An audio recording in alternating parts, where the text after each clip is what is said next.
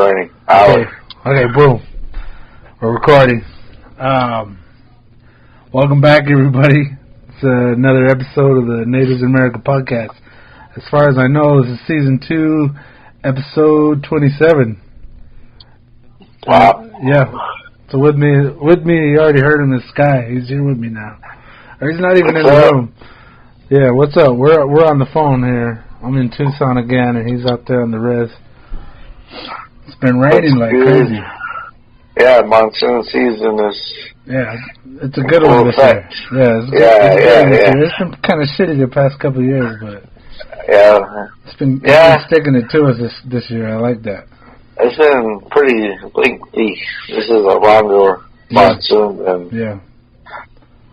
So, yeah.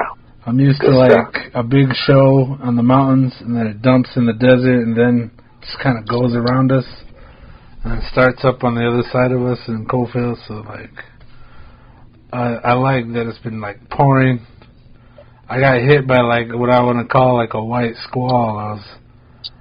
I had a bunch of power tools outside, and I had, like, a little table set up on some sawhorses, and I was doing some trim work for the house, and, I was out there, and I went inside, and I was working inside, and I heard it start to rain. I was like, I better, leisurely stroll outside and start make sure the tent that I set up, like it was like a pop-up. I set it up to cover my tools, and I went out there, and I saw, like, the wind had already started blowing it off my tools. It was raining on my tools. I was like, oh, shit. I ran up, and the second I grabbed it, and, like, I started, like, fighting the wind with this thing, and it was working like a kite, like, starting to pick up, and I was holding it. I tried to pull it over my tools, and then it was sprinkling, and then it just started fucking pouring. And it, like, started pouring so hard that everything went white. And I just started, like, ripping all of my plugs out of the outlet, like, unplugging everything, trying to pull it in. And then it started blowing the pop-up towards me, and it, like, hooked my tools, and I was, like, stuck there yanking on it. And then all of a sudden, like, all this wind just started blowing, and it looked like a hand just came down and squashed the pop-up tent, and it exploded at all the joints, and, like, all the joints ripped, and it just started flying at me, and I was just like, oh, shit, oh, shit, oh, shit, like, oh, like, it was blowing up, and it blew it against our wall. I thought it was going to break our window, and it just started climbing up the wall, and I was like, wow, and I ran back and forth and got all my shit in, but it was like, I don't know if you call that a microburst, but man, it tore up that freaking pop-up tent, nearly got my tools, like, it was out of the blue. And in less than a minute, it was gone. But I guess that's been happening out there, like, a lot.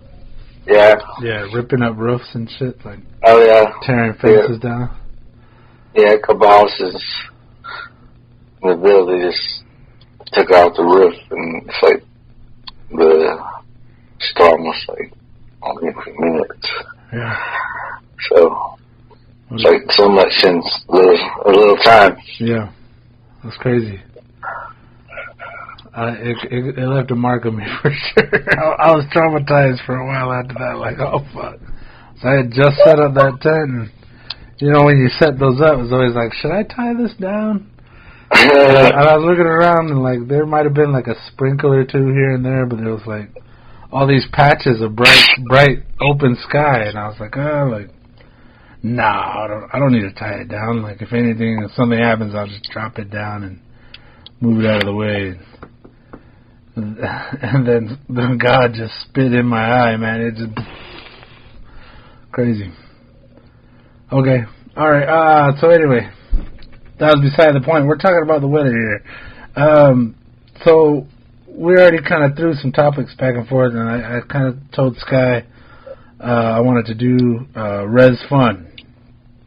So tonight's topic is Res Fun.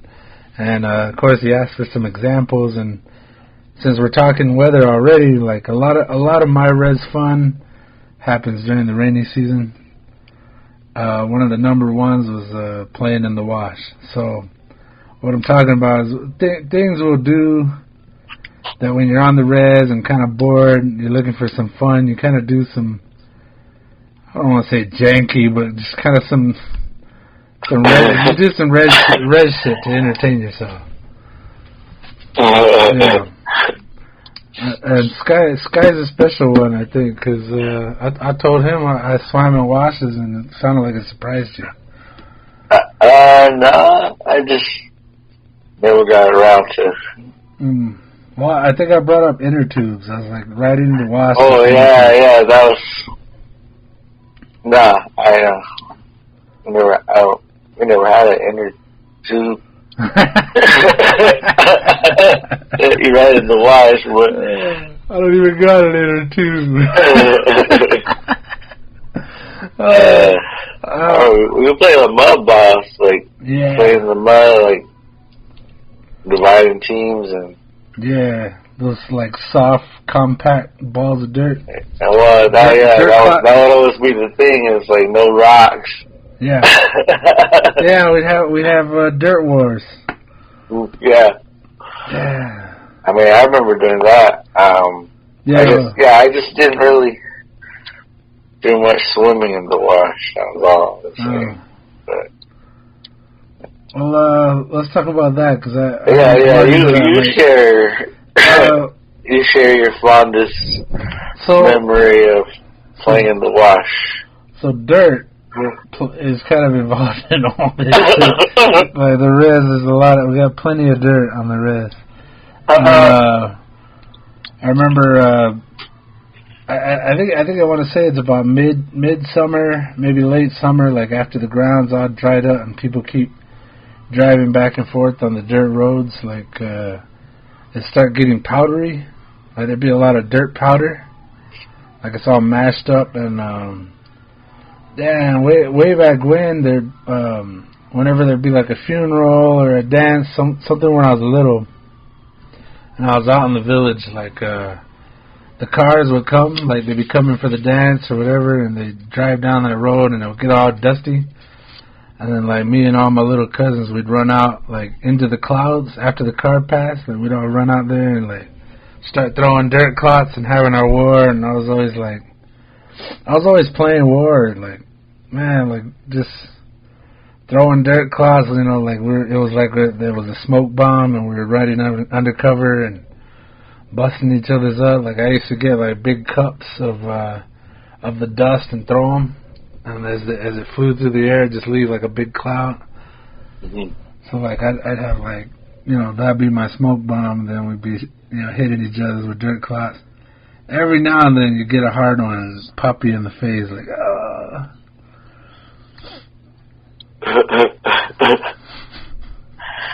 Yeah, it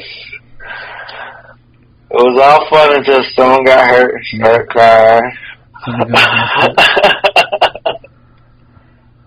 Something in your eye. It's usually the little ones, isn't it? The younger ones, they want to play, and you're like, no, we don't come out here. And the one that wasn't, the one you didn't want to come out. Yeah, and they came out, and sure enough, they start crying. It's like, oh God, here we go. Game over. Somebody's gonna get their ass chewed out. Here we go. Shit. The more I think about it, it's like, it was like we were defying death as kids. Like you know, we're like now. The other day I was walking around with my son, and I remember like doing long walks with my family, like around sunset back in the day. And I remember we'd be walking, and you know, you weren't paying attention, and you'd step over a snake or something, like. It was just coiled up in the road. You didn't quite see it until you were already standing over it. Like, thinking about that, like, right now I'm totally aware of that. But, like, back then as kids, like, we just ran through the trees. Like, we were in and out of the bushes and shit. We'd even climb in them and, like, we'd be bombing each other, like, reaching down and picking up rocks and throwing them. And didn't care that we were risking life and limb every time you go out there. Like, we're just trying to have a good time. I was always playing outside, especially when I moved out to the village. Oh yeah. Well, you know, I guess when the wash was running, I wasn't playing in it. But other than that, there's a wash around my grandma's house. There's I think people just do stuff in the wash too. It's kind of send it away, take it away. But there was a bed, like it was a rusted springs of a bed. Yeah. So we were like young, wanting to jump on it. Yeah. And it's just in the wash. And so we went and jumped on it, and nothing happened at first, but then, we were like, I think we saw something, and we were like, what is that? And then suddenly this rattlesnake just, like, strikes at us, and the wash, like, it was kind of deep, so, you kind of gotta, like, jump in. So getting out of the wash was a little steep, and all panicking because, could have got struck by a rattlesnake. But we were just like little guys, and I mean, yeah, that first taste of terror or fear, I don't know. Maybe not terror, but just sort of that. A taste. That fright. Of danger. Yeah, there's a little bit of danger out there. It's a little.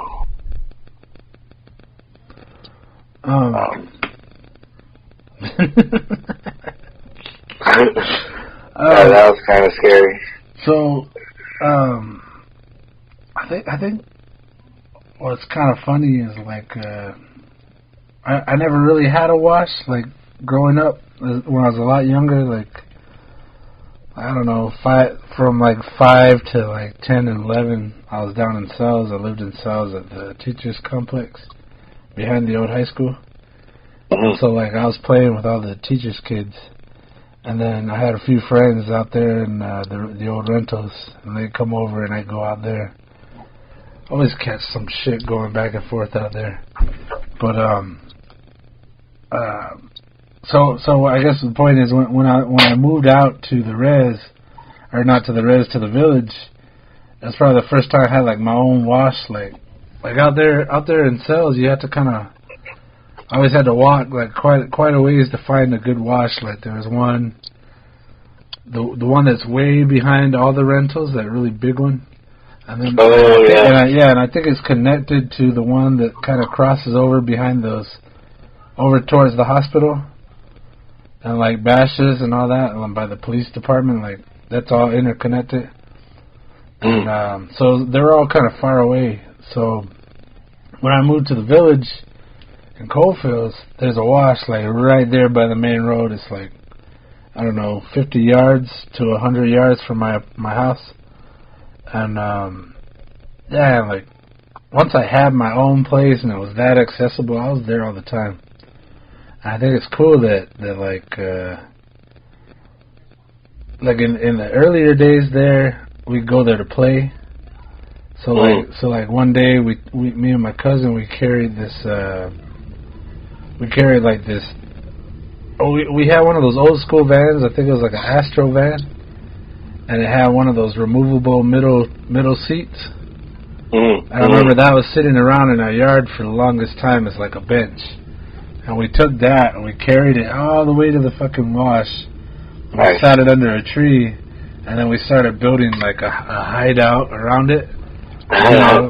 Standing up branches, setting up places where you could sit. And what's funny is, like, we kept going there. Like, that was our spot. Like, hey, meet me at the hideout. Meet me over there. And, like, in the younger days, it was all innocent. We'd go play. We'd go, play cars in the mud or the dirt. Even when it was dry, we didn't need water, but, like, water was always, like, the special time. It's like, hell yeah, like, let's jump in. But, like, I think it's funny that in the beginning we were innocent. We just, played. We played there. We had cars and we talked, we joked, and we talked about the ladies and all our experiences. And then as we got older, we started talking about different kinds of things about ladies. And then I remember, like, we went from playing to, like, hanging out, and when we started, like, smoking or drinking, you know, doing drugs, all that stuff, like, it was like, we changed, we transferred, like, we weren't old enough or had our own places where we could just kind of openly do that kind of thing. So like, we were always kind of sneaking around, like, hey, I got a little bit of bud, like, meet me at the wash, like, meet me over there, like, meet me at the empty trailer, and we go and, you know, we just hang out, and, like, so at the same place that we built as kids, we continued to drink and party and hang out like, later in our lives. So it's like, even as I grew up, I was still, like, hanging out in the wash. I can't, it was a place of coming of age, you know? For me, anyway. I got you. Yeah. That was a big one. I was like, I got exposed to drinking pretty early, like, I mean, it was earlier than that, before we even moved to the village, but, like, it's when I first really started, like, we would get our own alcohol and we would drink it together. I think we brought it up a few times about the gate. Oh yeah, that's another pastime. Like that was res fun for us. Like Saturdays and Sundays. I think they did it on Friday too. But we usually went on Saturday, so we had school on Friday. So we'd go to school, get off, and then like middle of the night we'd call each other up like, hey, tomorrow gate days, like, let's go. Or they call up like middle of the morning on Saturday, like, hey, gate days. Oh shit, really? Like, god damn it, let me see if I got something to trade, and then we'd meet on the road and start hitching towards the gate, try to get some beers or some alcohol. And like from there, like our childhood was gone. We started, you know, adding that to having fun. You know, like it as if it boosted stuff. Yeah. I mean, it really didn't, but you know, we were young. Yeah. Nah, I think now I'm kind of remembering some of the incidents at the wash. Like what? Not incidents, but just the hideaway or you can kind of disappear. Like, yeah. No, I can't remember. It was, you know, a lot of my pastime is like playing basketball at the courts. Yeah. Like in South Commonwealth.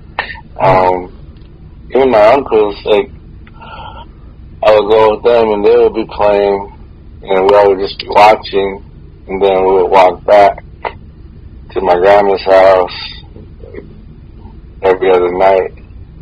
Like, I mean, I don't know if it was every other night, but I just remember watching them play and then just kind of just playing in the dirt, you know, probably playing cars and stuff. And then at my aunt's house, she has 3 boys, and they were older, so they were always playing. Yeah.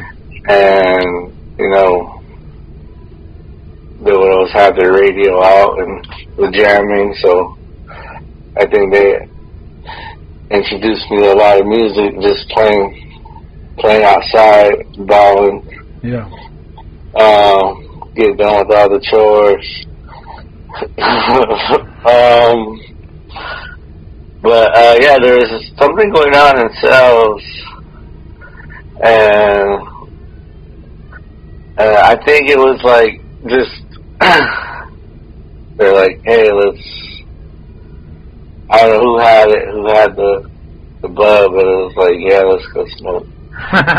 And I think I was still, I mean, I dabbled, but I wasn't like constantly. Yeah. Or at least it was more secretive, because I kept it secret. Yeah. So like it wasn't, I never had it on me, so it was just this time where they said, let's go to the wash. One of my friends I still hang out with now. I mean, I'm still in contact with, but not gonna say no names, but yeah, we're placed up at the wash.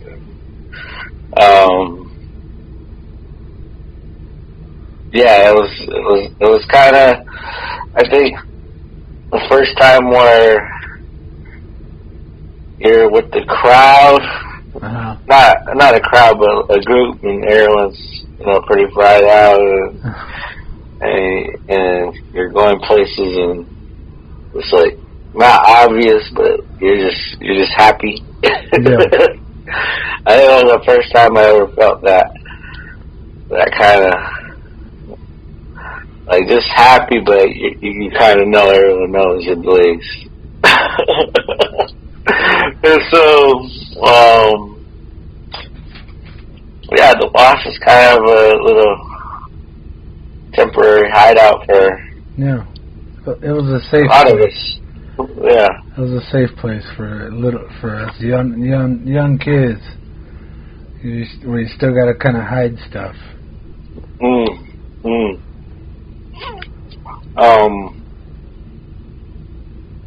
I can say, yeah, but like when I lived in Sales, I remember just walking to the rentals to play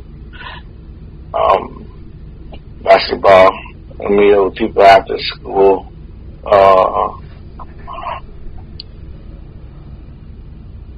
Yeah, like 21, there was enough to go 5. Yeah. So I got, it wasn't too dark, but yeah. So it feels like a lot of my pastimes are, just like hanging out at the courts. Like even now, it's kind of where I spend a lot of my time. Yeah. Well, I think I was trying to think of like what pastime ball game we had going, and like in my earlier days, like real early teens, probably like 13, 14. A lot of our family, like, and when I say our family, I mean like my whole group of relatives. Like I want to say Juans, Lopez's, Antones. I'm probably missing some. Those are the main ones I could think of right now. But anyway, we would like back then we were a lot more active and we got together a lot more. Like big families. Like the adults would gather us. They'd like, we're going over to Auntie's house and we're gonna go do all this stuff. And we used to play volleyball. It was something like even the kids could play. So like there'd be like my older cousins and my aunts and uncles, like we were all kind of active. Mm-hmm. I feel like as we got older, maybe they started drinking more, or like started, their bodies started deteriorating like mine is now. Like it was like they were all active. Like I can remember us all screaming and yelling, like, "Oh, get the ball, get it!" Like, oh, yelling and cheering, like send the ball back, missing one. Somebody serving it up, and we're all talking shit, and just making noise. And I'm pretty sure, like my cousins and my aunts and uncles, they were all drinking the whole time, but like they were also active, And then like when we all got older, like it was a lot less. Like maybe we were more dependent on our older cousins, and then like they started branching off and starting families, so it was up to us to just have some fun. So we started going to the wash more, or playing our own games, basketball instead of volleyball. And it's a lot more separated, I think. Like, started doing our own things, which is kind of sad. Like I feel like I'm old and big now, but it's like, damn, I want my son and my niece and my nephew to like know that like good family to get together kind of feeling.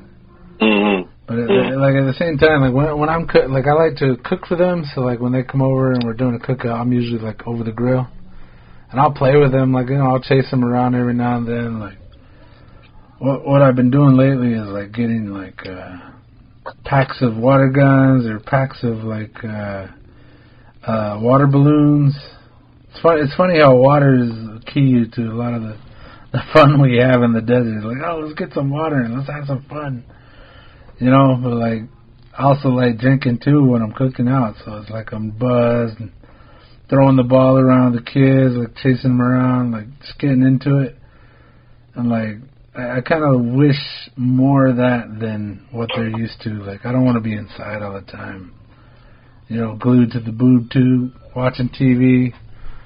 Yeah. And then, you know, they're on my phone or their tablets, and it's like, I kind of miss the classic family gathering kind of / picnic kind of thing, cookout. Yeah. Or like, you know, we'd go to Babo and we'd have a cookout, and like whoever wanted to stay, stayed, and then whoever like just came for the food and the family would leave. Like the hardcores would stay in camp. That's the kind of shit I want for my nieces and nephews, and my son and my stepkids. Like, I want them to get out, go hiking, you know? Like, that was a big one for us in Cells. Like, remember Big Pond? Gawa? It's over B Mountain on the other side. Oh, yeah. I've been there. Yeah, that was a frequent spot for me. Like, me and my friends at college was like, hey, let's go to Big Pond. Yo, what the hell else are we doing? We'll be out of school or whatever, and we'll be like, oh, let's go to Big Pond. We'd all get together and go up that back road, climb through some fences. You know, we're always climbing through fences, whatever we're doing. So I got, like, from all life, I got all kinds of barbed wire scars, like, just getting clawed up by barbed wire. Yeah. Like, shit, I remember way back when, like out of the blue, I don't know who brought them or how they got there, but there was these big chunks of styrofoam over at Gawa. And like in the beginning, they were like the size of a mattress. Like little by little, I think people were breaking them up so that they could play. Like other people would show up and break them. Mm-hmm. But in the beginning, like they were raft size, and we could ride them, you know, climb on them, and ride them on the water. That's probably the first few times I've ever been out, like, to the center of the lake. Like, it was pretty decent size. Nothing like, you know, the land of lakes or the lakes and the ponds and lakes in town or, you know, up north. But, like, it was big for us. We called it Big Pond, you know. And, yeah, we'd go out there and just have a ball. I remember we'd swim in that shit, and then we'd come back. I don't know if there's, like, a high concentration of clay out there. Caliche, whatever, but like, damn, we come back and all our white clothes, our socks would be all orange. You know what I mean? Like our hair would be full of dirt and leaves, and you know, you'd have leaves in your crack, and you'd come back, your shirt, your whole clothes are all soaked and they're orange. Like, ooh. But it was a good time. It's amazing the kinds of shit we got away with. Like, as long as we're in like a group, I guess. We'd disappear all day and then come back like as the sun is coming down. As long as you take your little brother, your little cousin. Yeah. Take your cousin. I'm trying to think of something similar. I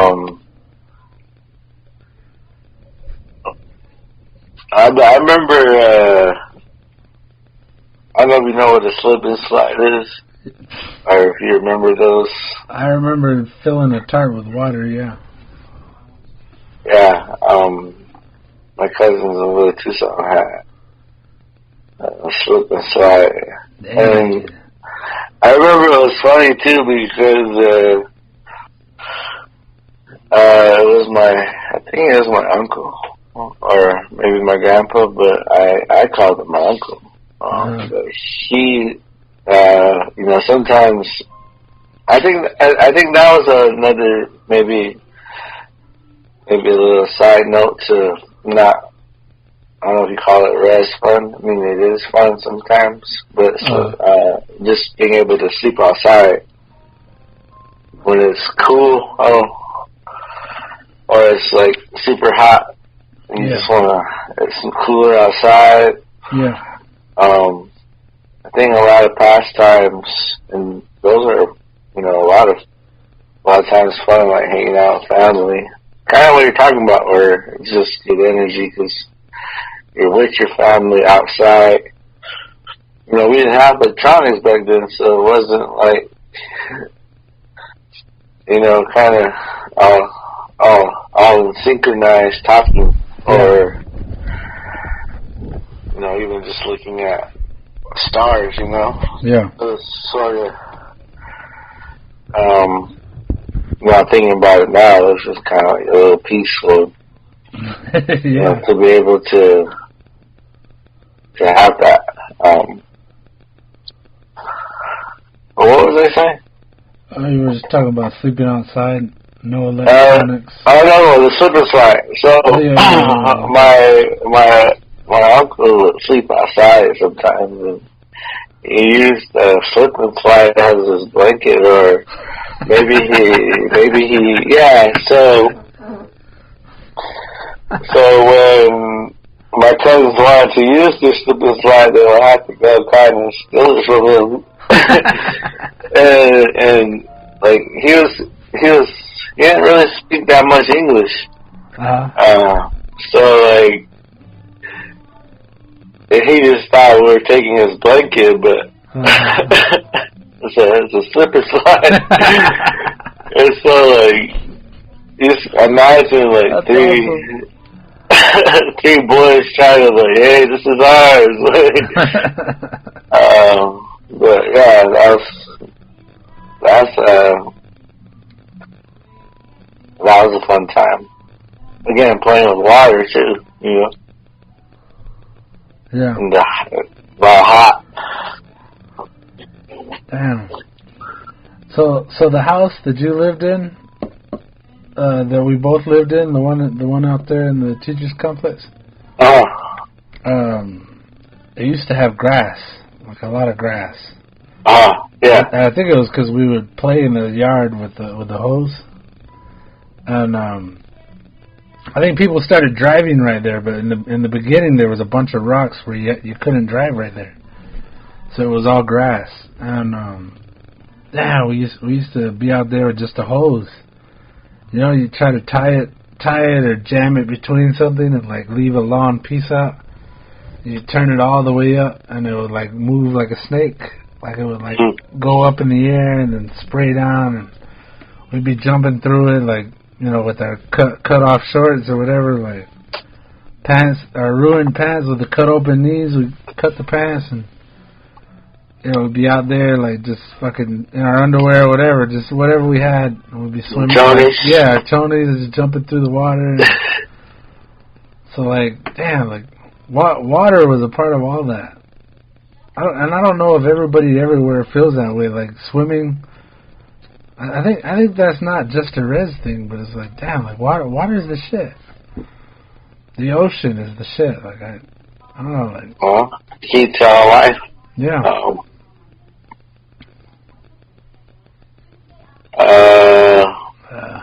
What about something not involving water? We didn't talk about the wall. Well, it kind of did. Big pond. Oh yeah. So when I think of water, I think of a pond. But like now, since living in Coalfields, we have what's called charcoals, and they're like watering holes for the animals, the cows, the cattle. Yeah. And horses, I guess, and but. I would call that the water too. Like, yeah, they're charcoals. I don't know. It's just like a Ramada and a Watto, like someone might call a Ramada a Watto. Yeah. Like, kind of interchangeable. Yeah, exactly. The charcoal. That's another term you can use for what we're talking about, but I never swam in the wall, but, you know, my earliest memories are just going with my dad would skip stones. Yeah. See who can get the most. Kind of like simple, just kind of just hanging out. It was almost an activity to do. Yeah. Plus the walk out there. Yeah. Yeah. Yeah. Well, I think what we liked about it most was like they were usually full, even during the dry season. The dry parts of the year. They still have a little water out there. Yeah. But yeah, I remember like we'd take shit and like that stuff would still be there like years later because we never carried it back. We'd be all fucking lazy, like we'd carry shit out there, and I had like a blow up shark and like a fucking kitty picnic table. I'm pretty sure that shit's still in the water in Colville. It's like we carried it out there and we'd swim and play and like jump off the table and do all this shit. Like that's another thing. Like I probably wouldn't even get in there now. Like like the shit I know now. Like back then, fuck, it was just water and we'd go out there and jump in and we'd be in there and fucking shit like cow shit would be floating by. like there's some fucked up water. Like the cows are drinking in there and pissing in it, and we're just in there swimming. Like yeah, let's go to the water. but again, it holds. It's water. It's water.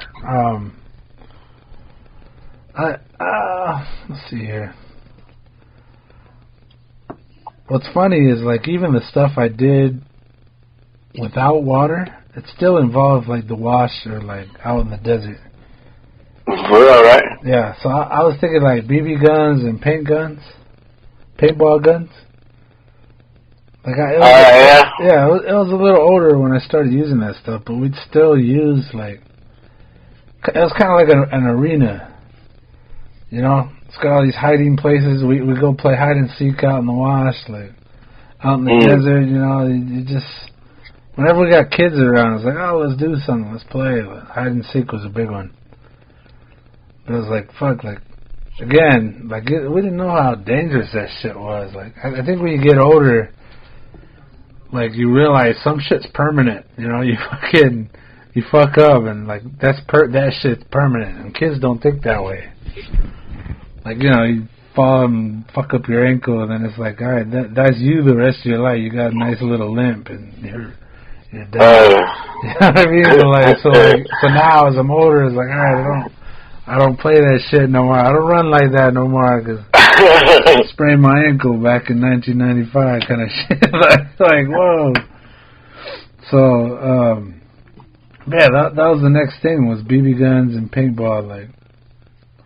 We shoot shit, like shoot branches, like chase lizards around, shoot at them, like fucking, whatever you saw, we'd shoot it. We'd put up cans and bottles, whatever we found out in the desert, and shoot them up. Yeah. But it still kind of revolved around the wash, or like our big backyard, the desert. Like it was our playground.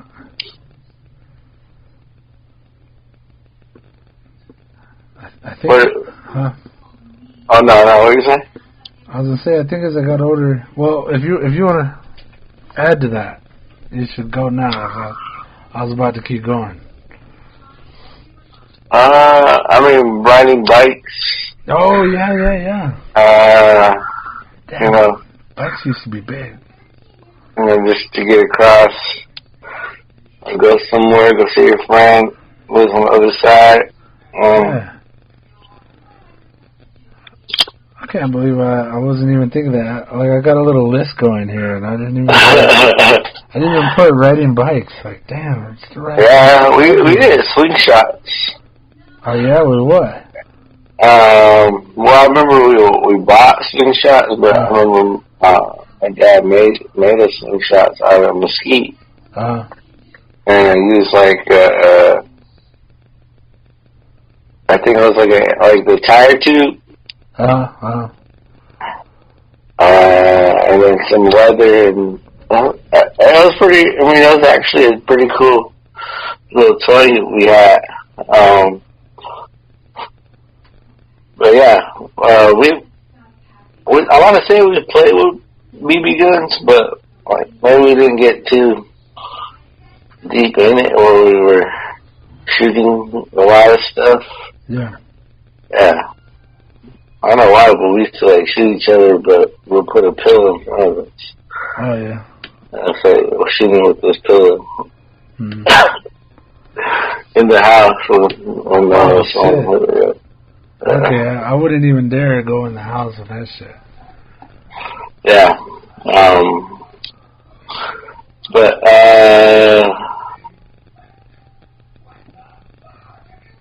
I think too, like, scary movies. Yeah. Sleepovers and scary movies. Yeah. Especially with my older cousins. Staying up late watching movies. Yeah, little forts in the house. I used to fucking love having like a pillow fight in the dark. Yeah. Like we'd have like 5 or 6 of us over at my house, and like we'd hit the lights, and then we'd just start swinging and trying to get each other, and like I would like crawl around on the floor like in the dark, like under the table, and like just start giggling. Like I used to giggle like motherfucker when we played like that, 'cause I'd be having a great time. I was just like, oh, I got them. They don't even know I'm under the table. And I just start giggling. But yeah, like damn, I used to like I'd stack up all kinds of pillows and then like turn a fan towards us and blast it, and like just think like, oh, we're in the Arctic or something, like oh, it's cold as fuck, and we'd cover up and we'd be like, after that we're surviving, you know, we're out in the wilderness and it's freezing. Yeah. I remember, again, my aunt's sons, my first cousins, they were a few years older, or probably they're a lot older, but, we would make, like haunted houses. Yeah. Like, we would, like, get up in teams and, like, scare each other. But yeah, we would like create these elaborate like hideout looking. Like when you come in, you can like give them instructions on how to walk through. We just do all kinds of stuff. Like I remember they had bunk beds, and it would just be fun times. Like kind of waiting to see what they're gonna do, or. You're all scared going in. Yeah, hiding. I remember one time, but of course, when you're little, they'll throw you in the hamper. You'll bust out and scare them. I remember just doing that for hours. You know, you gotta come. It's your guys' turn. Another thing too was I remember playing, but I didn't always remember the concept. Kick the can. I remember a lot of times. Damn, just that would be played. Yeah. Kick the can. What? I don't even know what the concept is behind that. I've only seen it in like Cocoon, man. The old timers playing kick the can. I mean, at my great grandma's house in South, I remember it. Kick the can. Sounds old school. But I can't tell you the concept. I mean, I can't tell you what it's. It's in the title, bro. You kick. I mean, yeah, you kick it, but I don't know when you kick it. Is it a gentle kick or? Just kick the can, Sky. It's pretty simple, Sky. No, okay. I've never played. Yeah. Sounds awesome.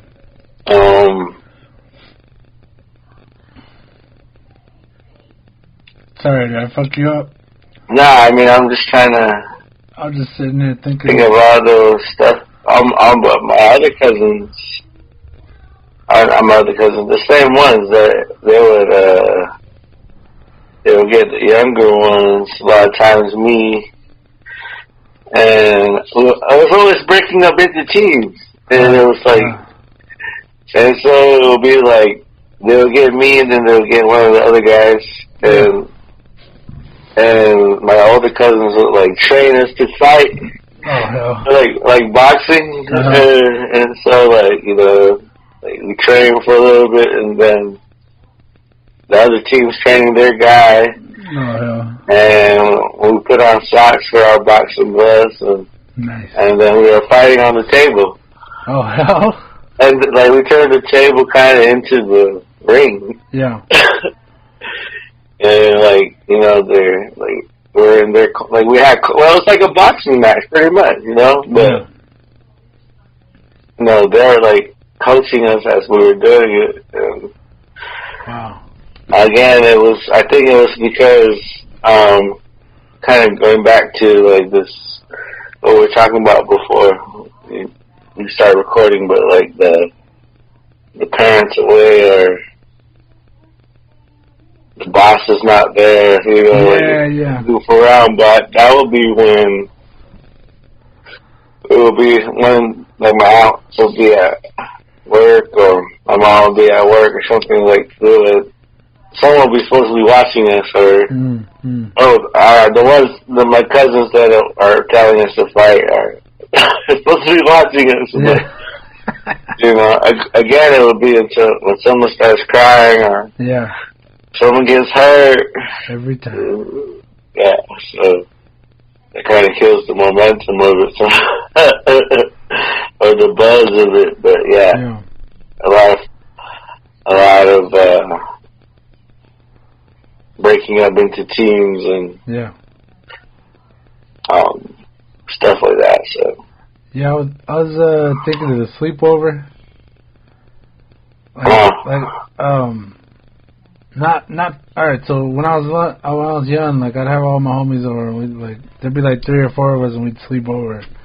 And it was usually at my house. And we'd never go to sleep. We'd always just be up talking. Like even the lights would be off. Like my parents would be like, "All right, it's time to go to bed." And we're like, "Cool, yeah, all right, yeah, we're quiet." And they leave, and we just start talking and laughing and like joking, like. You know, still going. And I remember, like, they'd come in and start yelling, "Hey, it's bedtime. Wake up. Like, time to go to bed. Like, it's bedtime, guys." And I'm like, "Oh, yeah, we're quiet. We're going to bed.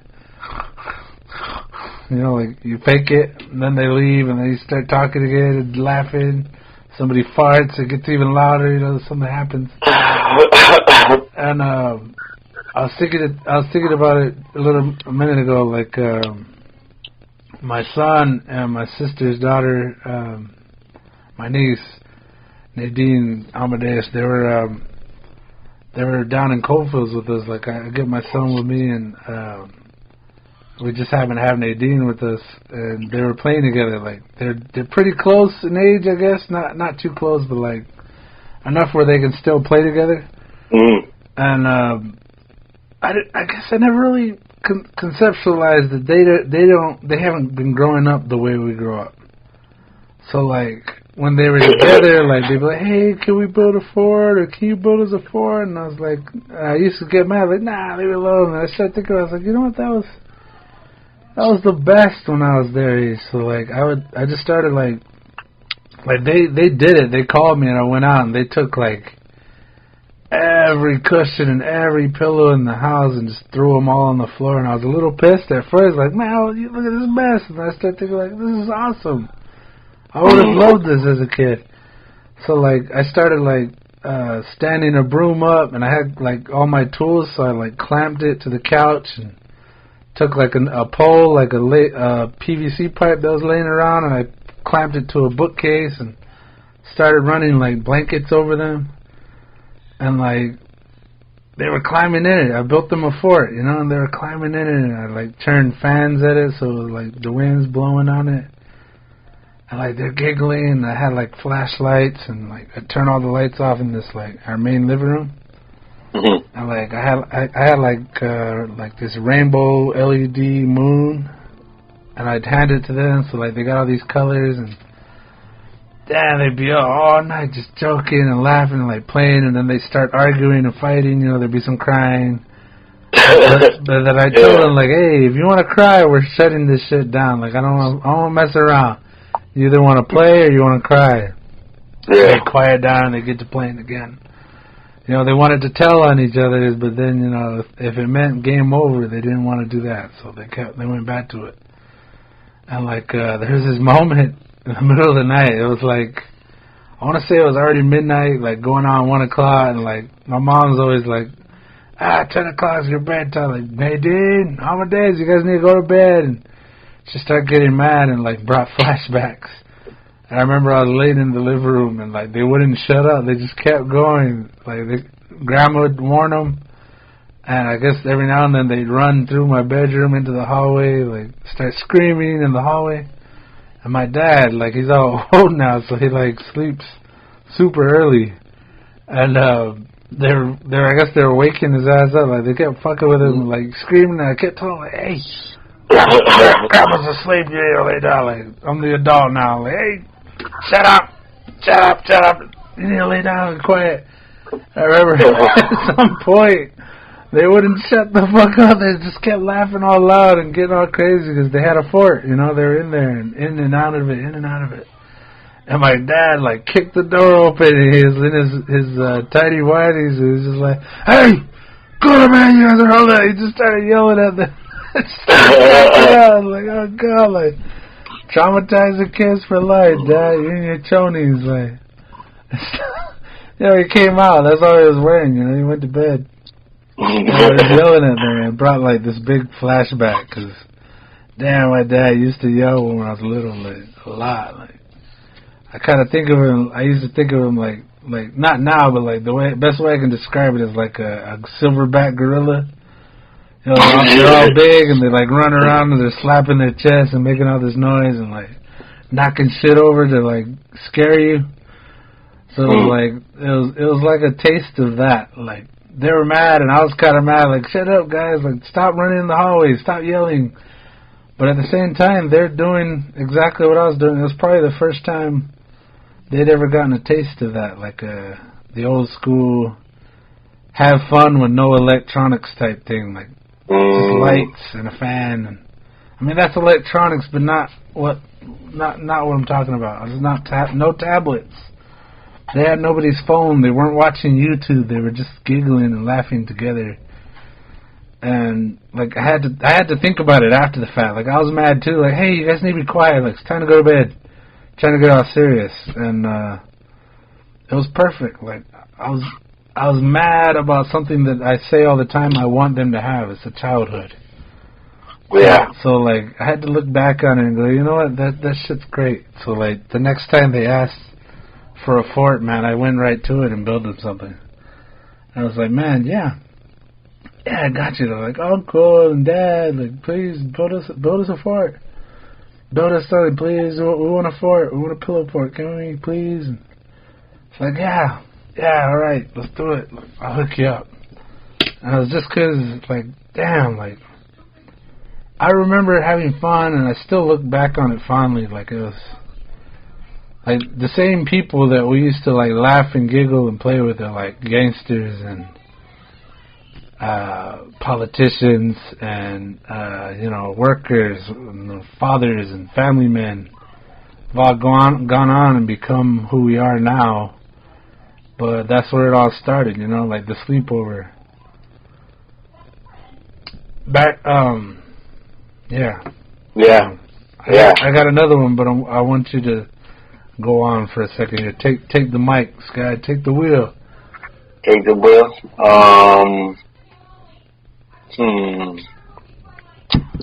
You got something like that where you feel differently about it now as an adult. You're like, hey, quit having fun. Shut up and quit having fun. To the youth, you know, or maybe your niece, where they're up late and you know they need to go to bed, but it's like, hey, quit having fun. I'm a no fun adult now. You have anything like that? Maybe not so much. Where I'm the guy that out of the loop, and the young kids are maybe more savvy at the social media than I am, so so I don't understand it at first, and then I get it way later, and it's a different, they're expressing themselves different than how I guess maybe what was available and what was, even like now, like how we tag each other in our social media, or we give someone a heart or a thumbs up, we weren't giving thumbs up and hearts to people, really, Yeah. Maybe,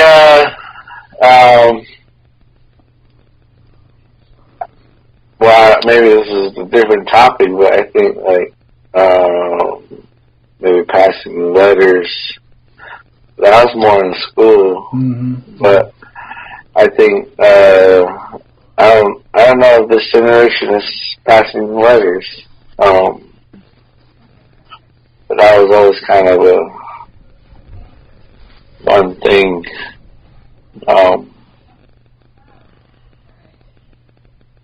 to pass the time. Yeah. Your response was very adult, Sky. Like I started laughing. Like we're the adults now, but it's like fuck. Like as a kid, I still feel kind of like a kid, because my mom and dad, they're like yeah, I'm now their age, but they're even older now, so it's like I'm still younger. I'm still a young one, and the only time I feel old is when I'm standing around my niece and my nephew or my son and my stepkids. Like they're the ones using the slang and the terms, and they're laughing and they're all angry and awful. Oh God, shut up. Well, I don't know if I told the story before, but I remember I was picking up this kid for a game, and I usually don't pick him up, and so when I picked him up, and we're getting ready for a game, so in my time it was hyped. I'll talk about it. And we're getting ready for it, so anticipation's building. So when he got in the car, he was on his phone, he didn't really want to talk about the game. And so I was just sort of not disappointed, but just more alright, maybe he just has not much to say. And so it wasn't until maybe later on in the day where I was looking at my phone, and I had seen one of his posts on his Instagram, and it was this cool posts that had all our tags, all the teammates' tags in there, and I mean, it was just this elaborate way of using social media that I maybe touched the surface of, and he was totally in it, and it was his way of saying, this is the game, getting ready. I'm tagging all my teammates, all my friends, and he even tagged me in it, so it was sort of that connection and that expression was different. It was a little different than.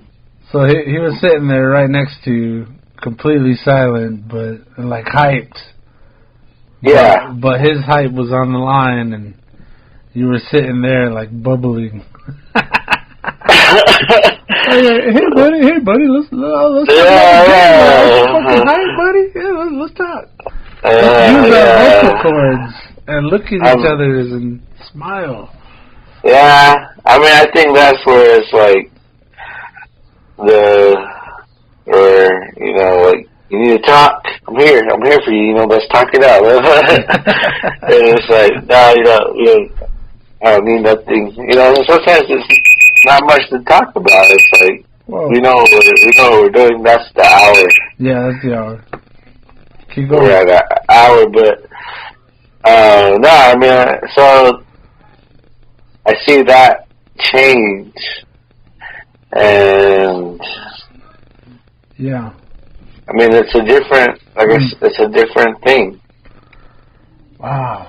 So we're used to like, hey, let me look at you and smile. I mean, we're on the phone right now, but like in general, if we're gonna hang out, we want to hang out in person, talking, laughing, hearing each other. Look at your face when you're laughing. Talking shit. Maybe throw a hand on you, like shake you a little bit. Like. Mm-hmm. Bust some balls, joke around, kick your feet up by the fire, very physical. And then they're feeling the same kind of energy, but instead they're online playing Roblox or whatever, fucking Call of Duty, and their thumbs are going, and they're excited, but they're online, calling that communication, calling that hanging out. Like, hey, you want to hang out on Call of Duty? Like, meet me on Roblox. And it's like, or YouTube. Like, let's watch YouTube.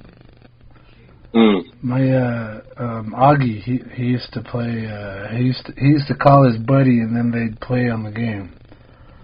So you could hear them talking back and forth, but they were, in this digital world, hopping obstacles and building shit, and yeah. I mean, hey, that. It makes it possible, but we're more hermit crabby now, like we're all back at our house doing our thing at our house. I guess it's like their equivalent. They're instantly in each other's rooms versus us. We'd have to hop on the bike, sweat a little, make sure it's still bright about, maybe get some permission and go over. And now it's like they just grab their tablet and they're in each other's rooms and they're talking. Maybe texting. So digital. It in a way is like, hey, we've improved this much. It's all great. It's all gravy. Like, wow, we've come this far.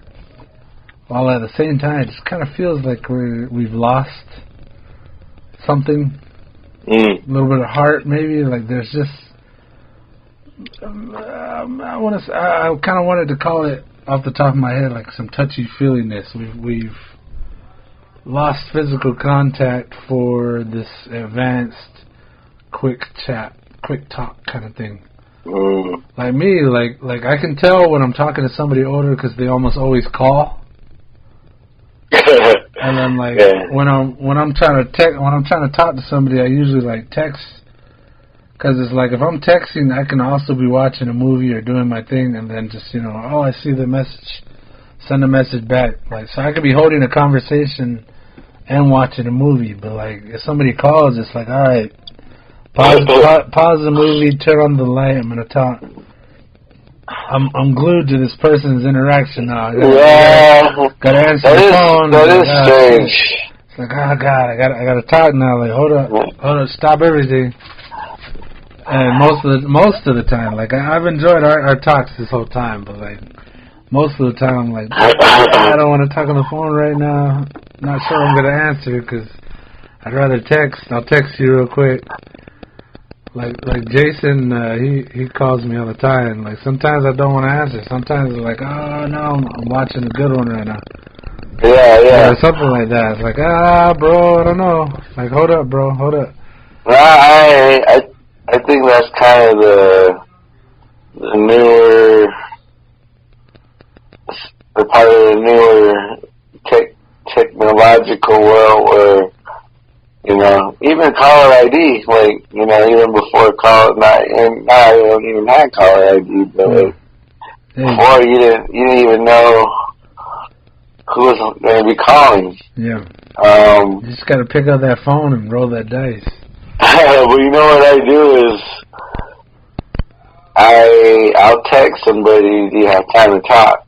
Yeah. Like, because I know to call someone out of the blue and expect them to just be able to give me that time, because I think that's kind of where we're at now, where it's like I'm so in my own world, I don't want to give you any of my time. Yeah. So we'll ignore messages or ignore calls because, hey, we're busy. You know, like we can. It seems like our smartphones are kind of a way of getting out of things. Yeah, because we seem to not use our phone to talk on it. It's more to do other stuff on it. I mean, we're talking, but it's text or yeah, that's I haven't got to. I think that's what I want is because I hear my brother, and then I hear even my team, like they're talking about being online, playing Call of Duty, playing. It used to be Fortnite. Like, they're not playing Fortnite as much, but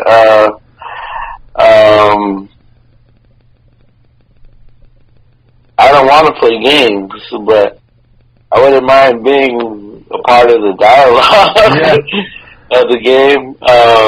So it's like, where is that? Yeah. What is that thing? I've got like young nephews that I want to relate to and talk to and like see how they're doing.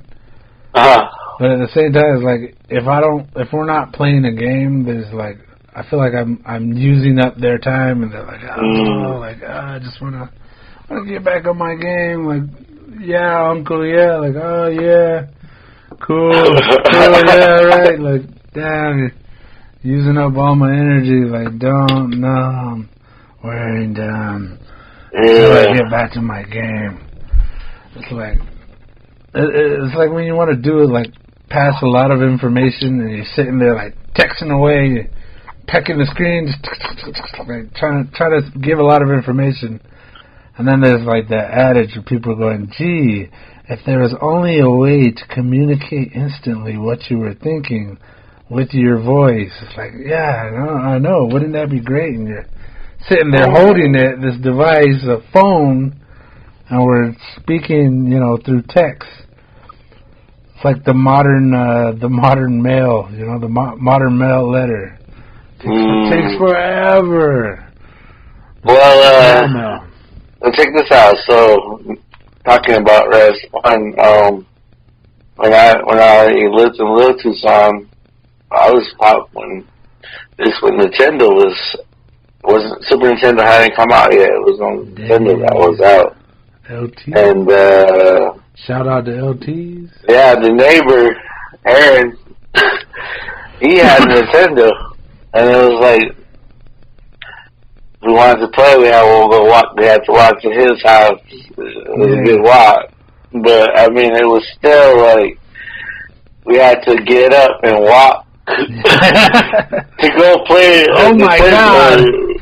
Like opposed to like downloading that on my smartphone and here's my playing while I'm on the toilet.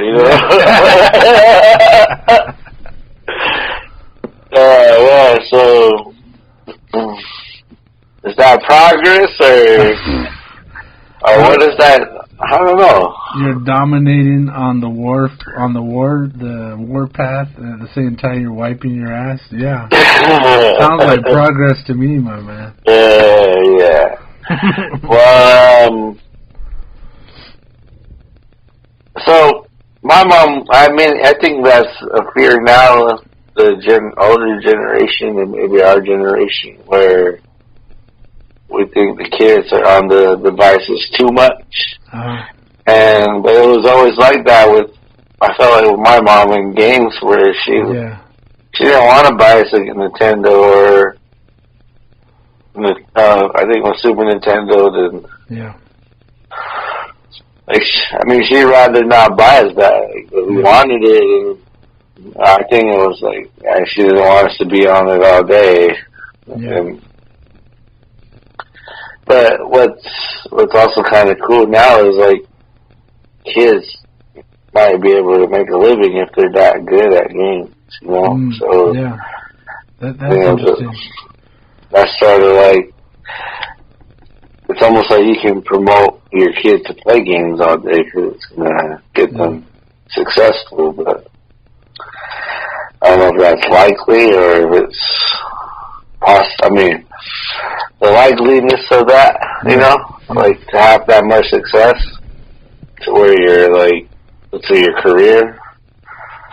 But, yeah, I mean, games where it was more about getting to the game versus just having it. Yeah. Anytime you want it. Yeah. We used to have these big Street Fighter tournaments at my buddy's house, Ariel, out in the yeah, I think we had it on the Super Nintendo, Street Fighter 2. And damn, like we show up and there'd be all kinds of us just piled up in the living room, like controlling the TV, and it would just be like game after game after game, just fucking each other's up, like yelling and screaming, like fucking each other up. But like we were together, we're in the same room, you know, like bumping each other when we're not playing, like get his ass, get him, and like I don't know, like you can't. The attention span has changed for sure. Like I want to say more advanced because they want everything quick now. They want everything fast. They actually expect it quick and fast. And then like for us, like if you wanted to go quick and fast, I was like, hey, we need to quickly get out the house, quickly get on our bikes, and quickly ride a couple miles over to my friend's house, and hopefully. If they got a TV available, we gotta get the cables and plug it in and plug in the coaxial cable and fucking play Super Nintendo. And now, like you can't keep my son's attention. Like I'll be watching movies and then my mom's like, "Hey, why don't you put on a movie for your son, like so you can watch something together?" I'm like, "Ma, like I'm watching my shit and my son's sitting here watching YouTube and like."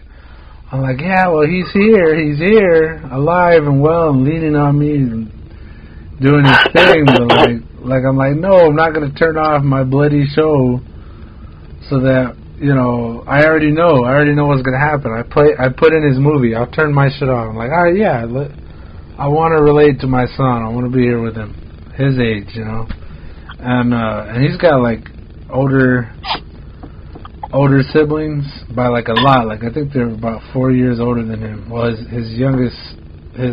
sister is about 4 years older than him.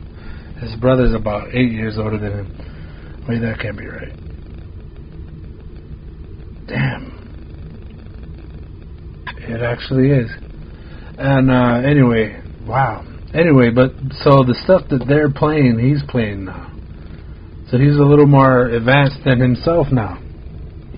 Which is fine. They all learn so much faster in the digital age, and but like I said, I already know what's gonna happen. I turn my shit off. We sit down. And I'm like, hey, let me show you a movie I used to like. A fucking movie. When I liked it, it was probably on VHS, and now it's on Prime or fucking Netflix. And I put it on, and like 5-10 minutes in, like the credits haven't even finished going off. And he's like, Dad, can I get your phone? Can I have your phone? Because I know he's got to get back on that YouTube where they switch from subject to subject every fucking 10 seconds. You know, there's just little tidbits, little things, and then it pops to something else, and it's all loud noises and color and music. And like, yeah, I probably would have loved to have that at his age when I was that old. But I didn't. And also, like, I'm trying to show him this old grandpa style, you know, orchestrated cartoon with orchestra style music in the background, and he's like, this is boring as hell, give me YouTube. I need YouTube, give me your phone, Dad, have your phone. I'm just like, God damn it, you young kids, you young people, God damn, you know? And I'm like, all right, I'm going to put my shit back on and you can watch your thing. Because he doesn't have the attention span anymore. And maybe it's not even that. It's like, that's how much quicker they are now. Like, He's like, this is not giving me all the information I need right now. And since it's not, this is boring and slow and stupid, I don't want to watch it. Yeah. Well, And I'm like, son, it's going to get good. It's the adventure. You got to listen to the story. And he's like, yeah, well, you're competing with the computer. Yeah. You know, and they know that what the computer can do, so it's like, this old shit, we want to move fast. Move fast, annoying shit. I'll just say annoying because there's like this dude he watches on YouTube. It's like this guy and all his kids, and he's like laughs all fucking annoying. I want to choke the guy, but like he has these kids' attention because he's got his kids on, and they're all doing the shit that they're into now, you know. So it's like, bless him for being on that level with his kids. But like, I considered starting some YouTube shit with my son, but that's a whole other level. Yeah, no, I think that'd be cool. Yeah, I've considered it. Like, I'm gonna have to learn how to run a green screen and all that. Like, I haven't done any of that yet, but you know what's fascinating is these kids are watching other kids play. Or I mean, sometimes it fascinates me where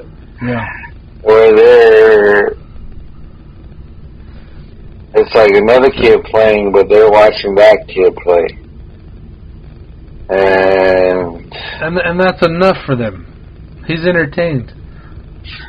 My boy will sit there on a YouTube, watching people play Minecraft. And I'm like, boy, the game's right here. We could play Minecraft.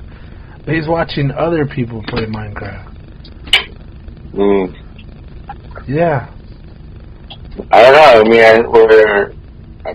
it's almost like social on a whole technological wave where we want to learn about somebody, but we're almost learning about them through the computer. Cause, I mean, I think we all have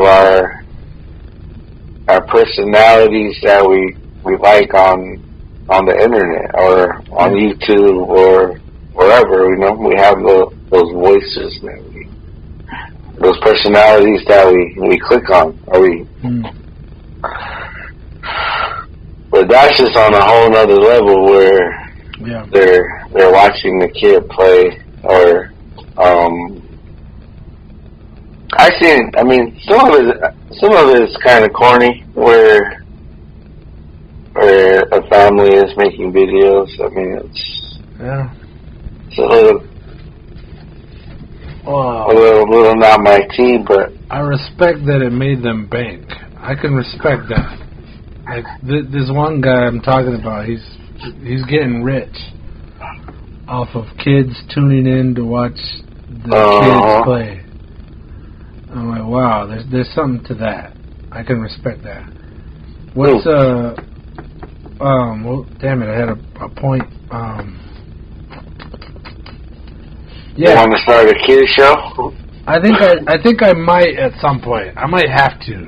Just to spend more time with my son where we're both clued into the same thing. You know, we're both cued into it. And I'm going to have to learn how to, which is interesting enough for me. Like, all right, I'm going to have to learn to do the green screen. I'm going to have to learn to find, sound effects that people are using and throw them in there. Like, there's going to be a lot of design to it, all that. Like, and what's funny is that's how I see it, but like they see it as like, oh, I'm on TV, I'm on YouTube, got their channel. Yeah. Yeah. I hear that a lot now. With kids have that in their minds, like. YouTuber, like that's that's a thing. I'm gonna grow up and be a YouTuber. Don't even gotta grow up. They can start now. That's never happened before. That's like us starting our own TV station. You know what I mean? Yeah. Like this is a open to the world TV station, and you design your own channel and your own programs, and then you just put it up with the help of your parent or guardian. Yeah, true that. True that. But yeah, I mean that we didn't have that. We didn't. I mean, what was our YouTuber? Yeah, right. You're gonna have to learn to be Michael Jordan. From where we're at, you know, like you would have had to learn to be another Michael Jackson, minus the kid touching. You know, like you're gonna have to become a pop star to do some of the things that these kids are doing. You know what I mean? Like we'd have to start somewhere else long ago with parent supervision and a fucking billions in backing and a whole TV station, you know, CBS, ABC, these giant corporations playing our shit, and now these guys, they can go out and just do it. Pretty cool, with just a camera and some internet. Yeah. Maybe a laptop. Maybe. It's progress, right? It's progress, or advancements, but maybe I think what we're always concerned about is the experience of the past and some of the things that we did. Yeah. Don't want to lose as we're old timers.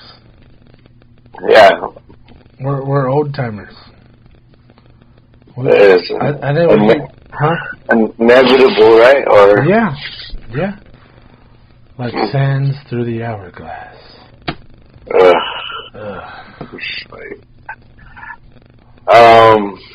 You know, but now, I actually have I remember what I wanted to talk about Rez-ed. Okay. And it's like one of my earlier memories. Okay. But like, I used to, and I think like too, like glasses, like actual glasses that people wear, like there's been a lot of advancements, you know, like what was available in maybe the late 90s, you know, because my niece, I mean, I think she has like Tommy Hilfiger glasses, like nice glasses, but I don't think they had those options in the 80s. So my grandma had these big glasses, and like her eyesight, I mean, I don't know how bad it was, but when I would put them on, it would just make everything just crazy looking. Yeah. So I remember, like, I would take her glasses and just go back to being crazy and stupid and just like not even like kind of naive, but like I'll go walking around the desert with the glasses, just sort of tripping out on what I was seeing, and just kind of just it was fun. Yeah. Beer goggles. When I was like when I would be by myself, like doing me, you know. I don't know. I never really tried to get any of my friends to do that. It was just kind of my own activity. Do you remember when the I don't know if it was like an anti-drinking campaign came through our school? Or there? Or I don't know what it was. It was something like there was always something coming through. They'd have they'd have like a big I don't want to say a pep rally, but like a gathering of the whole school. Yeah, some type of and they do like a presentation. Assembly, yeah. An assembly, there you go. And like we'd be watching these, I guess, teenagers fucking perform these stupid ass skits, and I remember they were talking about alcohol and trying to make it seem horrible. And they would give us these beer goggles, and it was just goggles that made like your perception all fucked up, like your eyesight. And I was thinking about it just now, like, did it ever look like that when you're drinking? Because it would just mess up your sight where you're like looking at shit and it's all blurry and like all fucking shit. Yeah, I don't know. I'm sure I've come close at some point, but I think they over-exaggerated just a teensy bit. Yeah, I think so too. I mean, I've gotten hammered before where I was like, oh shit, maybe I should have had those past, 6-7 shots. I don't know. Now that I'm thinking about it. Yeah, I was saying, like, do you think you ever got to that level? That might have been your introduction to drinking right there, was your grandma's glasses. I mean, like, I want to walk around with my perception off. Yeah, I was training to be able to walk in the... Now you do it for real. Yeah. Don't need no glasses. Yeah. Just need a fifth and a couple of cans. Oh yeah.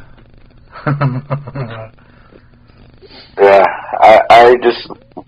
I thought about that earlier in the day, and it read my mind, and it just not came to me. Nice. Yeah, that was really good times. It's kind of late in the game here, Sky. Sorry, man. How my mind works. Yeah. Well, real slow and late in the game. Yeah. Well, I was trying to think of stuff in the wash, I totally just put that. Too, learning how to drive. I think because we're on the res, and it's not like we're on any freeways and major highways where. So I think also driving at a young age is sort of a pastime or yeah. I think I'll hear source of fun. Yeah. Well, like I said with Whatchu, he showed up with one of the school's vehicles once. Not the vehicles, the Gator, like the maintenance vehicle. And like he showed us for like an evening, me and Jay. Like you know how all the movies they show kids starting to drive and they're like hitting the brakes and like you're going and then like just jamming those brakes and like you're jerking back and forth like yeah. And that's exactly how it was. Like he taught me how to like ease off the just slightly use the brake and kind of hold your foot at a level and level out your speed.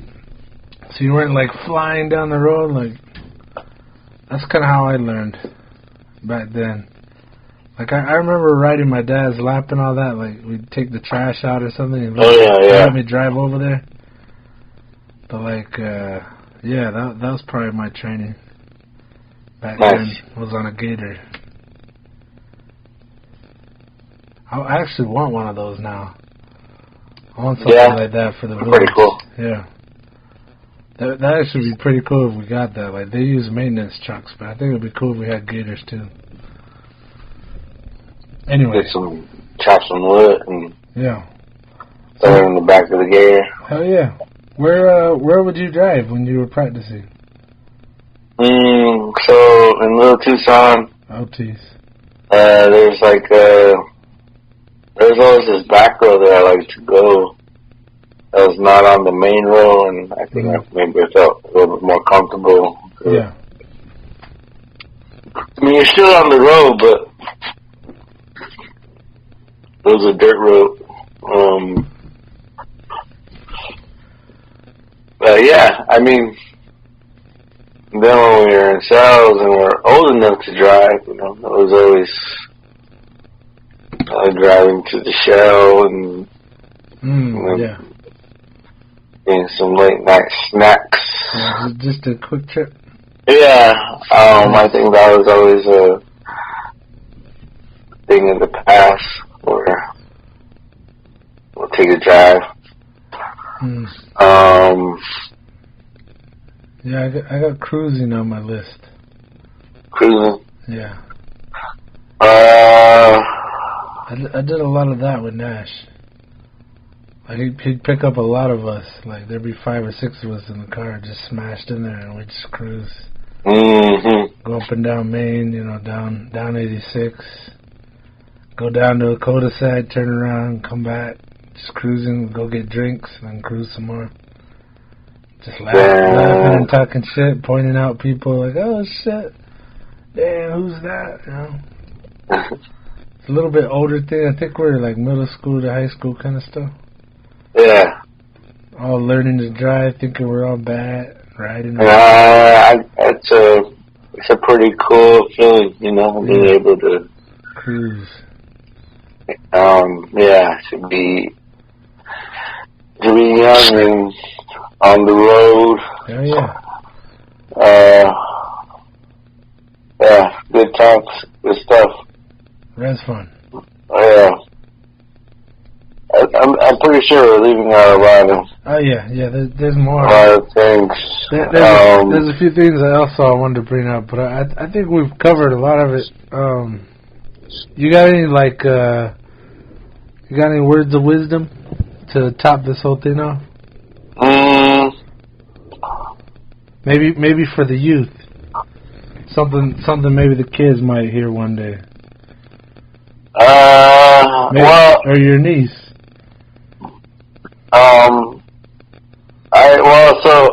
I think it was kind of not difficult to talk about, but it was like, I was in Tucson from like 3rd grade all the way to like 8th grade.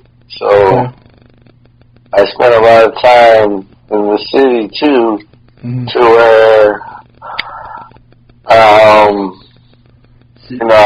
ride the bus. Yeah.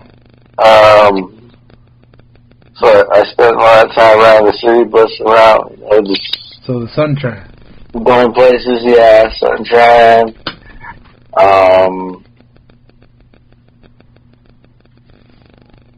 Yeah, I mean, we used to go skating.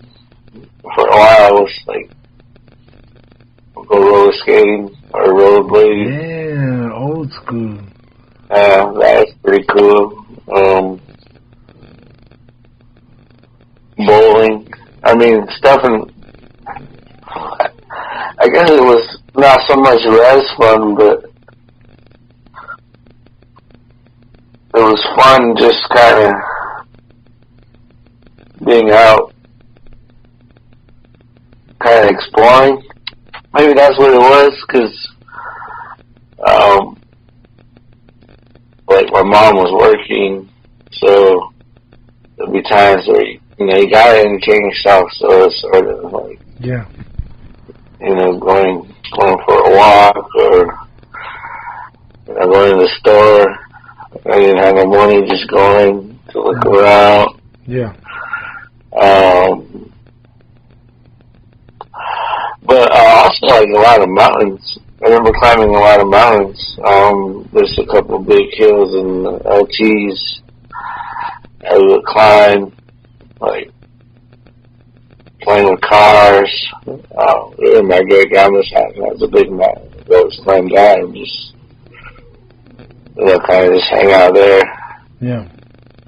Playing. Yeah, I mean, not getting into trouble. I mean, I think maybe we were getting into trouble, but we were getting away with it.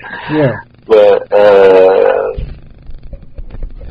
it wasn't the intention. It was just kind of looking for fun. Yeah. So so any kind of words of wisdom, I would just sort of,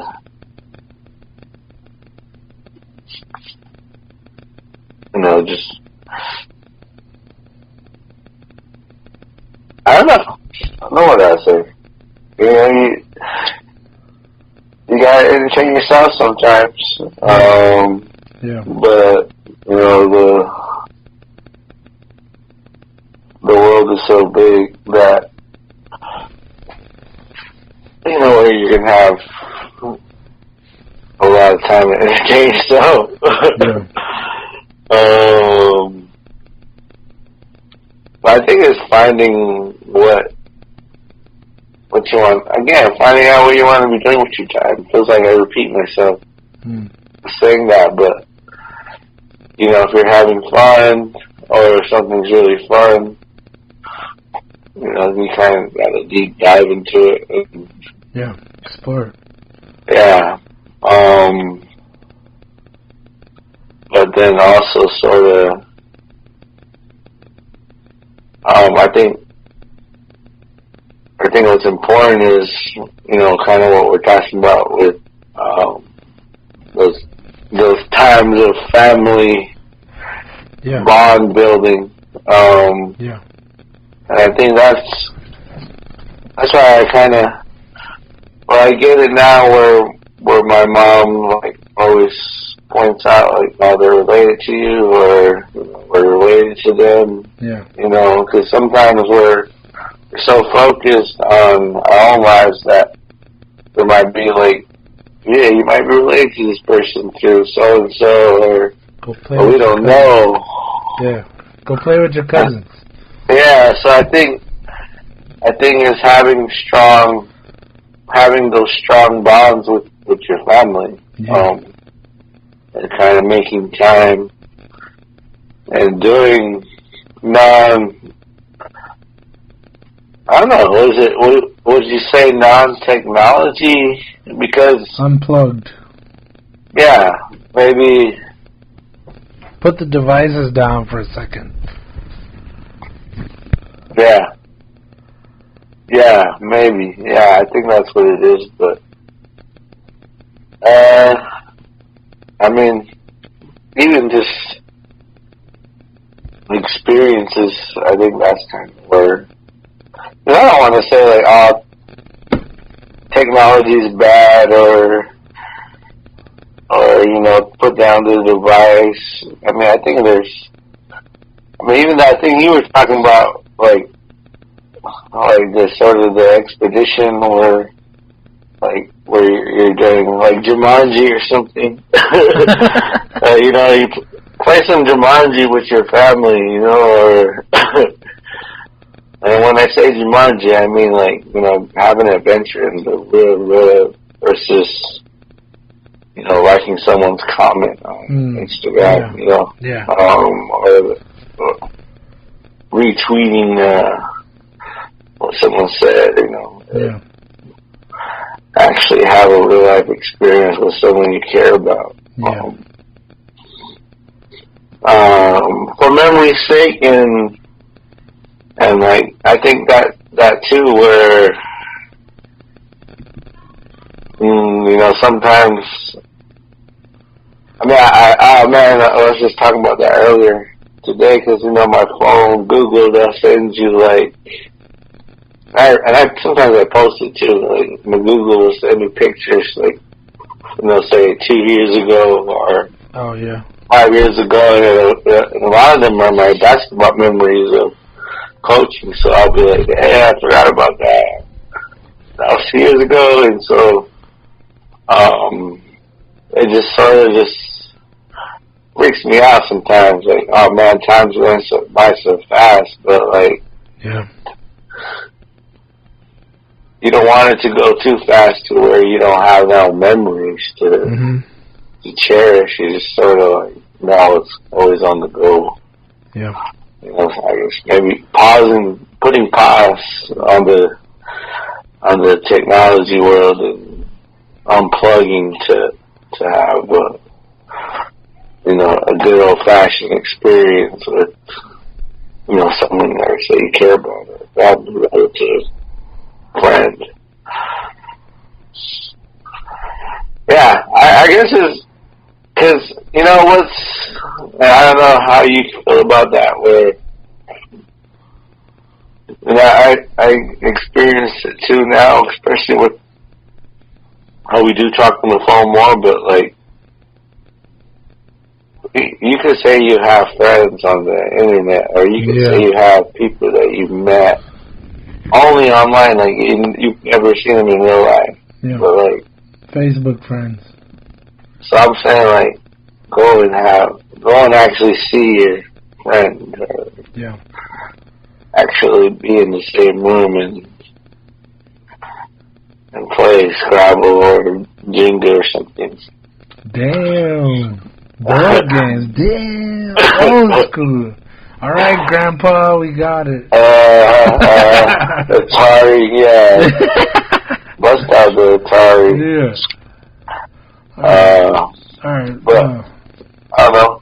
I think that's kind of sums it up. What I'm saying.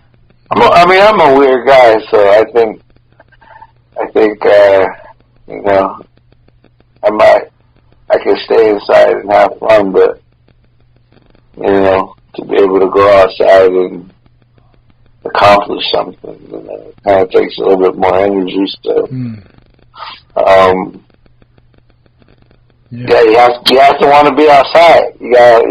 I think too, like, this air-conditioned world we live in, where, like, no one wants to be outside in Arizona when it's 107 degrees. But you know, you kind of gotta love it. Yeah. Or you kind of gotta not care. I mean, drink water, of course, but it's like, I wonder if you have that same feeling where if you're living in a different part of the country where, you know, maybe you don't get that same heat, or you actually want to be outside more. Shit. Humidity is no joke too, man. I spent a few times in Ohio during the summer, and I thought, oh, it's Ohio, it'll be cool. And it was fucking humid as fuck, where I just laid on the floor and pressed my naked stomach on the tile. Just like, yeah, cool time. Yeah. Just laid around like a manatee, like, oh, it's hot. It's miserable. Yeah, they got it. Alright, so, I just want to say to my son, my stepkids, like,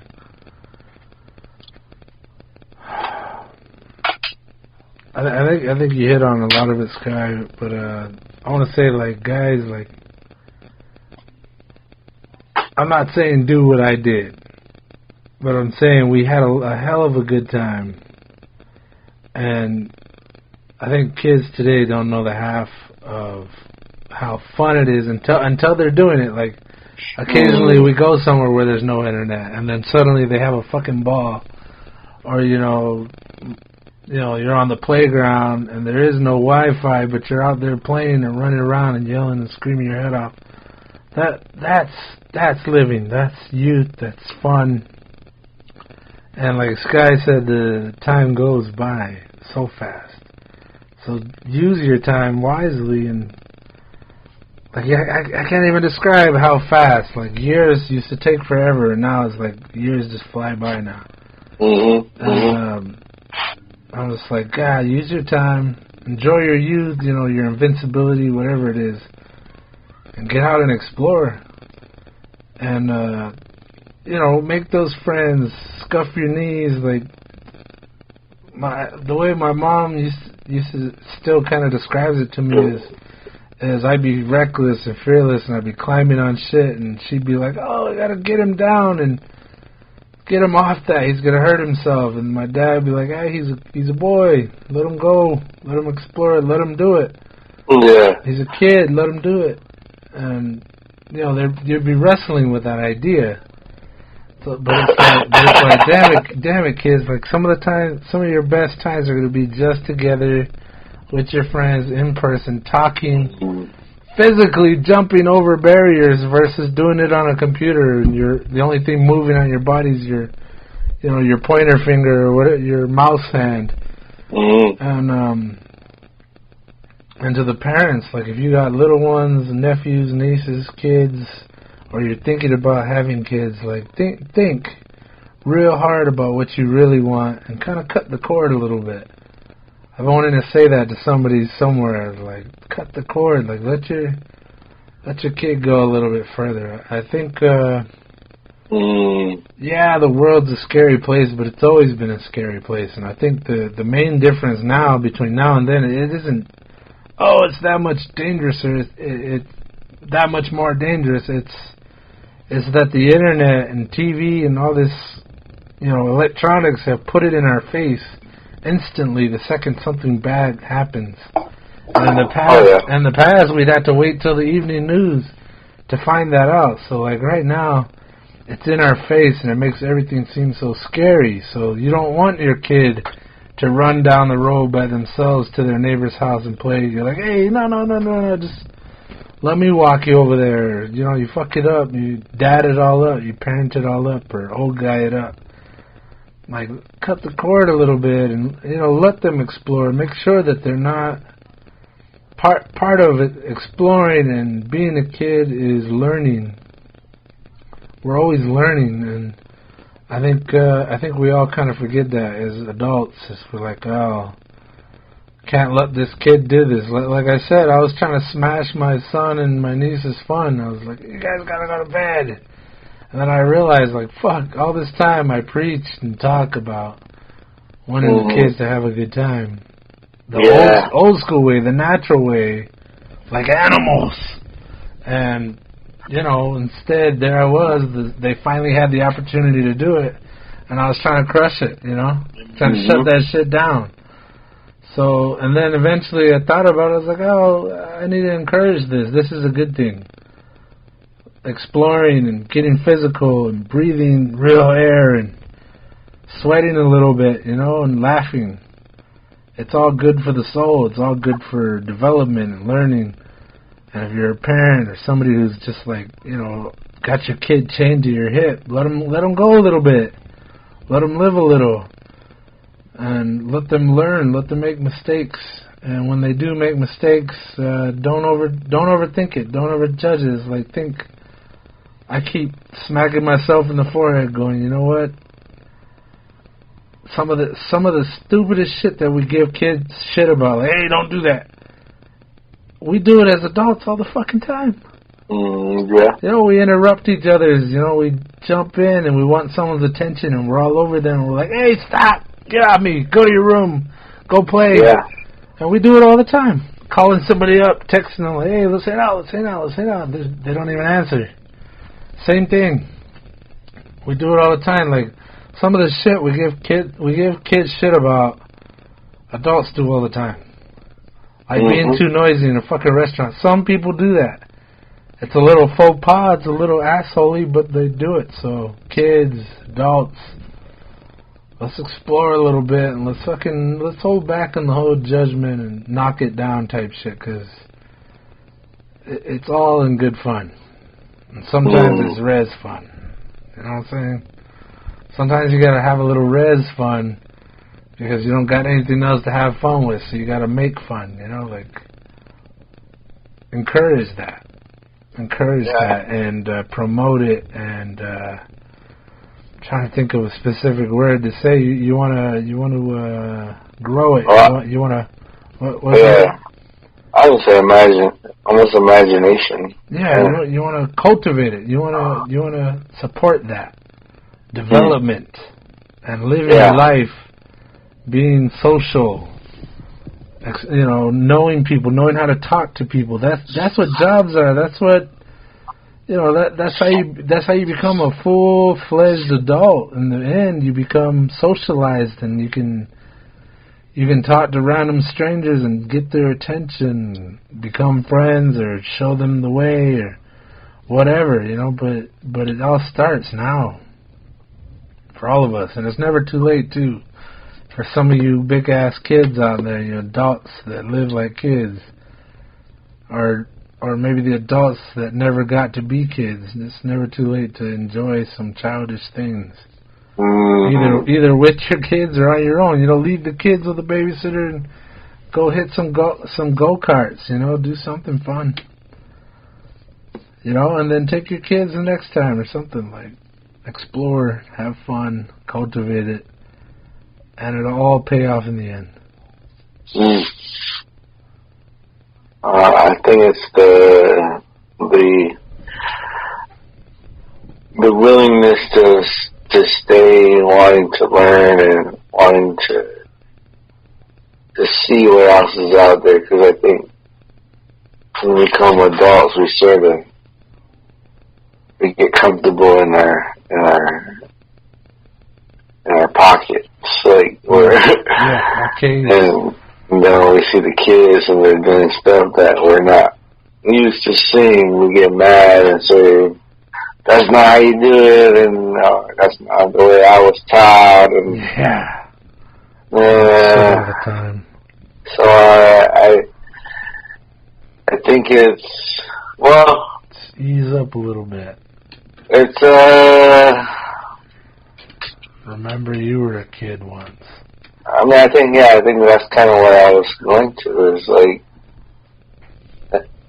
there's going to be a lot of challenges, especially now, but I think there's always that, you know, thinking out of the box and being creative, and even though there are challenges, it's still like, we can't just stop.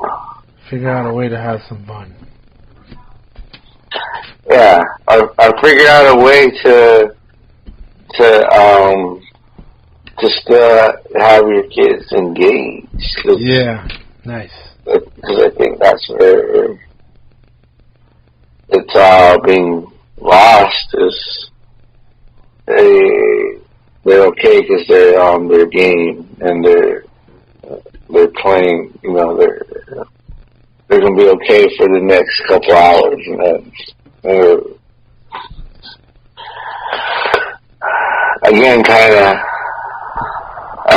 using technology as the babysitter, or the guy that's going to entertain, the YouTuber. Yeah, I'm guilty of that, man. He'll be sitting there playing that shit a little too long. So sometimes I gotta put my own electronics down. Turn the damn TV off. Like to quote Pink Floyd, man. Hey, teacher, leave damn kids alone.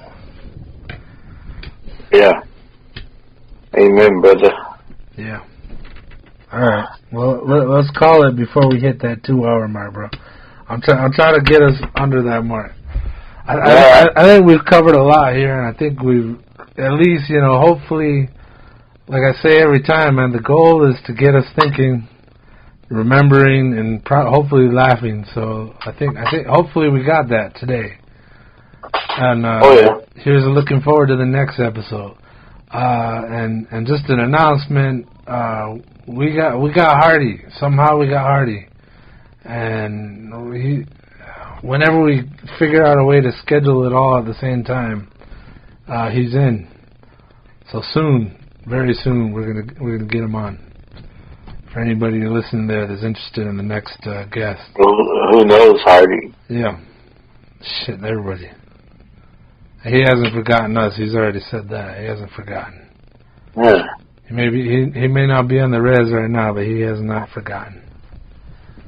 All right. So everybody, thank you for listening. Thanks for coming in, Sky. As always, you're the shit. Little strange. You're a little strange. Sorry, bro. No. That's why you're my guy, man. That's why you're my co-host here. That's why we're doing this. It works. Mm-hmm. It works. This strange. It's a good strange. Yeah, your weird and my weird mix pretty well. I like it. Strange. Yeah. Well, I'm gonna hit that. Yeah, hit it. Go ahead. Hit it. I'll keep talking, man. I gotta cut you off, bro. It's like the Oscars. I'm trying to make that speech. Wrap it up, bro. Play the music. Play the music. Play that music. Yeah. We need the ending music to just... Damn. So we know we can't talk. We need a little more music for this thing. Yeah, well, there'll be more to come. It's duly noted. Mm-hmm. Yeah. It's, yeah.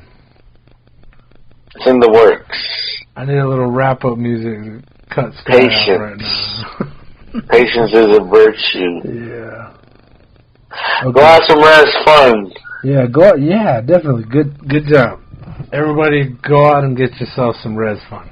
Get some. Get you some. Yeah. All right. Peace, everybody.